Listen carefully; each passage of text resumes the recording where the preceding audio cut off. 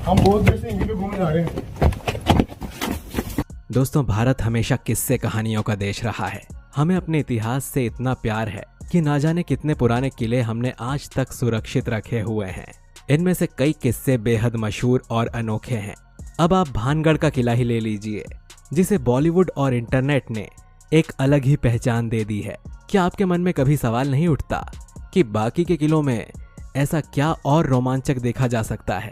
आज जानेंगे उन मिस्टीरियस फोर्ट्स के बारे में जिनके रहस्य सुनने के बाद कोई रात में तो क्या, दिन में भी किलों के अंदर जाना पसंद नहीं करेगा। कहते हैं कि एक किला ऐसा भी है जिसके करीब जाते ही वो गायब हो जाता है।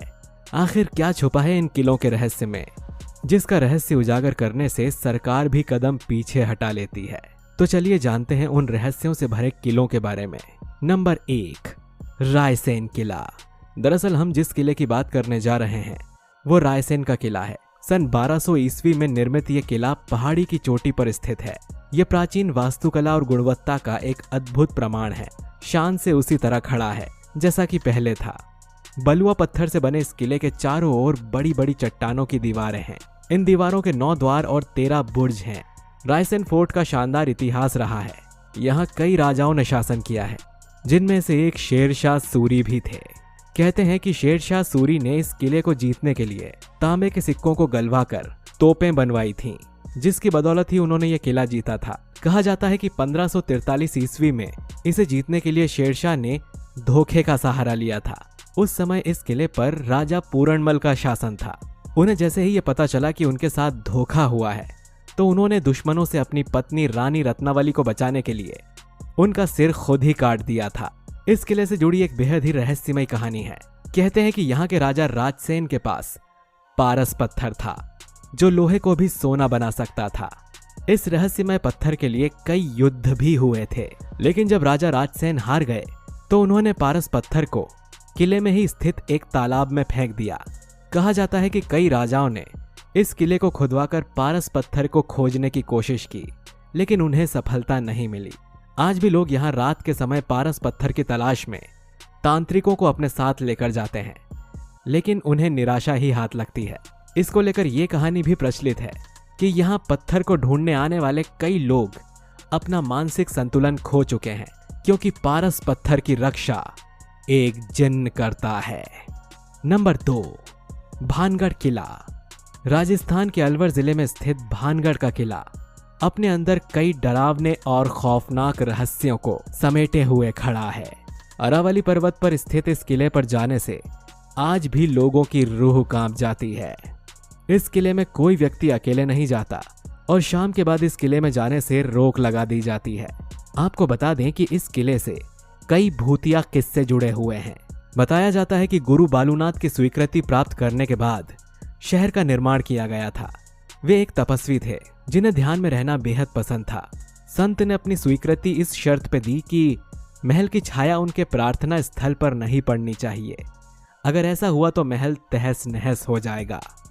जब महल का निर्माण पूरा हुआ तो उसकी छाया संत के प्रार्थना स्थल पर पड़ गई और भानगढ़ उसी समय तहस नहस हो गया। संत के क्रोध को झेलने के बाद भानगढ़ तुरंत एक शापित शहर में बदल गया और इसे फिर से नहीं बसाया जा सका, क्योंकि इसमें कोई भी संरचना कभी भी जीवित रहने में कामयाब नहीं हुई।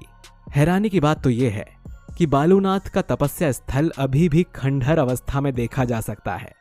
वैज्ञानिक भानगढ़ की कहानियों को खारिज करते हैं, लेकिन गांव के लोग अभी भी इस किले को भूतिया मानते हैं।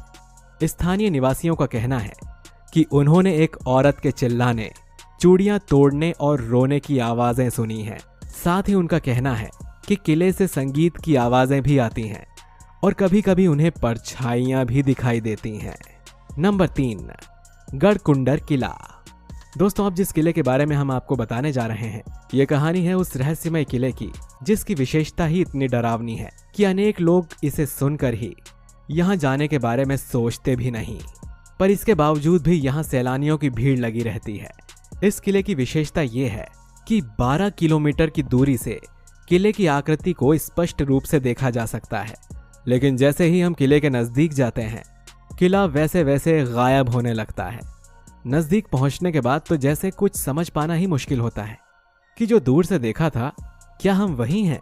इतना ही नहीं, इस किले की कहानियां भी डरावनी हैं। हम बात कर रहे हैं बुंदेलखंड के टीकमगढ़ जिले में स्थित गढ़कुंडर किले की। ये किला मध्य भारत में मध्य भारत राज्य के उत्तर में स्थित है, एक छोटे से गांव में, और वो भी उच्च पहाड़ी पर। ओरछा से सिर्फ 70 किलोमीटर दूर है। ये मध्य प्रदेश में विरासत के किले में से एक है और प्रेम, लालच और भयानक तोड़फोड़ का एक महान इतिहास है। गढ़कुंडर इतिहास में प्रमुख व्यक्तित्व नागदेव और रूप कुंवर है। उनकी प्रेमिका की कहानी अभी भी बुंदेलखंड के लोक गीतों में है। बताया जाता है कि 1539 ईस्वी तक राज्य की राजधानी का इस्तेमाल किया गया। बाद में राजधानी को बेतवा नदी के तट पर ओरछा स्थानांतरित कर दिया गया था। स्थानीय निवासी इस किले के बारे में जो बताते हैं उसमें कुछ डरावनी कहानियां भी हैं। स्थानीय वृद्ध डोमन सिंह बताते हैं कि अनेकों वर्षों पूर्व इस किले में घूमने के लिए आई पूरी की पूरी बारात गायब हो गई थी, जिसके बारे में अब तक कोई सुराग भी नहीं मिल सका है। यह बारात अब भी रहस्य बनी हुई है। डोमन किंग के अनुसार काफी समय पहले यहाँ एक गांव में एक बारात आई थी, जिसमें करीब 70 लोग शामिल थे, जो कि सभी गढ़कुंडर के किला घूमने के लिए गए थे। बताया जाता है कि बाराती किला घूमते घूमते वहां चले गए जहां कोई नहीं पहुंच सकता था। यह किले के जमीन का भीतर का हिस्सा बताया जाता है। इसके बाद बाराती वापस ऊपर नहीं आ सके। इस तरह पूरी की पूरी बारात गायब हो गई थी। बताया यह भी जाता है कि इस घटना के बाद जमीन से जुड़े दरवाजों को बंद कर दिया गया था। गढ़कुंडार के रहस्यों के बारे में ग्रामीणों द्वारा अधिक तो नहीं बताया गया, लेकिन इशारों ही इशारों में इतना जरूर कह दिया गया कि किला रहस्य से भरा हुआ है। किले की एक और विशेषता है कि भूल भुलैया और अंधेरा रहने की वजह से दिन में भी यह किला डरावना लगता है। सुजानपुर किला। इस किले को सुजानपुर के किले के नाम से जाना जाता है। बता दें कि किले में छुपे खजाने की वजह से ही इसे हमीरपुर का खजांची किला भी कहा जाता है। कहा जाता है कि इस किले में आज भी राजा संसार चंद का खजाना मौजूद है, लेकिन इस खजाने के रहस्य से ना तो आज तक पर्दा उठ पाया है और ना ही कोई खजाने तक पहुंच पाया है।